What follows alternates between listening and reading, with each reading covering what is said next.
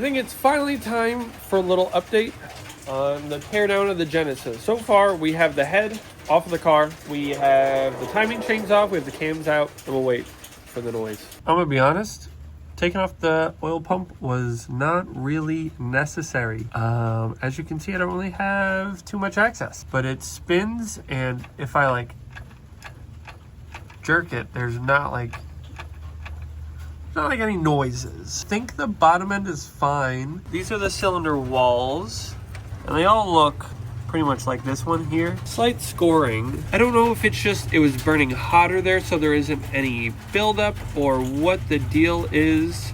If you guys do need a video of how to pull this apart, I will leave a link down in the description to a super comprehensive video that a guy did, and I was kind of using that. I will also link down below a Google Drive link, which will have the factory service manual for BK1, BK2 2.0T, as well as BK1 and BK2 3.8 six-cylinder motor on how to tear down, how to service it. Everything that you need to know about these motors is in that manual. Super helpful information. So I'll leave that all down in the description. Okay, so in the last clip, I was showing you the top of the pistons and kind of explaining, how I think everything looks, relatively okay.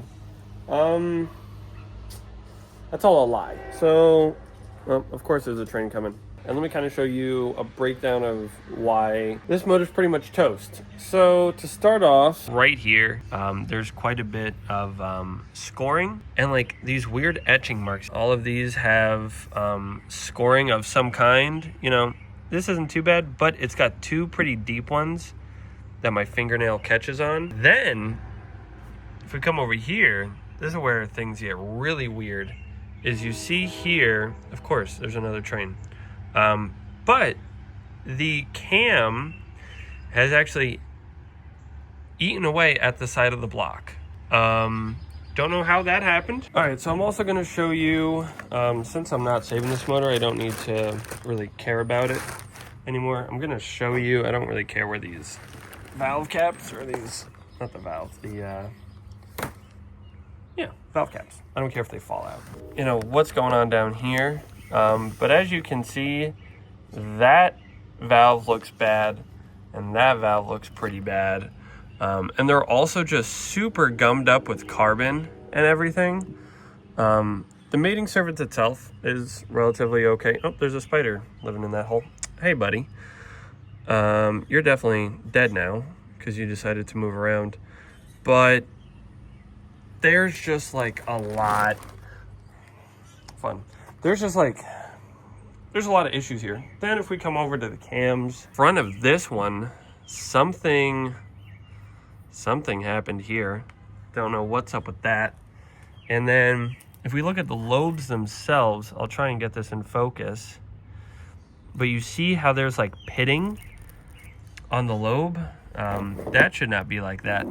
And this one also has severe pitting. But if you look, like right there's like a wear mark, and then there's also a wear mark on this one. So, and then on top of that, like look at the discoloration and the scoring and like the pitting. Like I can feel it with my fingernails. So there was some severe oil starvation happening with this motor. There's really no saving this motor without a complete and total rebuild. And I can't just put new components in this and hope for the best, because of like, I don't know if all of this is warped and that's why there's that scoring in there. I have no idea what happened inside this motor. Super weird. I've never seen anything like that. And a lot of people I've been talking to also haven't seen anything like that. While this is annoying, and it is a very big setback as far as the trade-up challenge, it'll still happen. The plan now for this vehicle is I'm getting a crate motor from China. It was like $1,000 cheaper than buying a used motor from like a used engine supplier or a junkyard here in the States. Junkyards wanted anywhere from $38,000 to like $48,000 for a motor, and from China you can get them for like $2,500. Will it be an amazing motor? Probably not. Will it fit the vehicle and get it running? It will. And so this is all about doing it the cheapest way possible. This is not the most ideal way of doing it. I will be installing the motor, driving the car for a little bit to make sure that it is okay and that it can kind of drive. I'm not just going to slap it in and then sell it or trade it.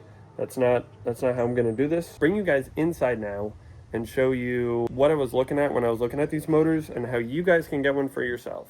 So the first place I went looking for a Chinese engine is Alibaba. The prices on here are honestly amazing, but thanks to Trump's tariffs, these engines now cost more than buying one from a junkyard, because there's a 25% tax that is placed on these that you have to pay. You have to pay the import tax whenever you buy anything through Alibaba. I don't know if it's the import tax or the custom tax. Something. You got to pay something. This isn't the route I went. Then I was scrolling on eBay and I found, as you can see there, a little Chinese character, I found the same motors that are being sold on Alibaba being sold on eBay for a little bit more, because the taxes and everything are handled by the seller. But this way, it's kind of more of a worry-free buying situation where it's easier to return, easier to deal with the warranty and everything like that. And these motors come with, I believe it's a 1-year warranty. Some of them have 3, some of them have 1. Another nice thing with going with eBay is it shows you the exact fitment for this motor. You can also punch in your vehicle.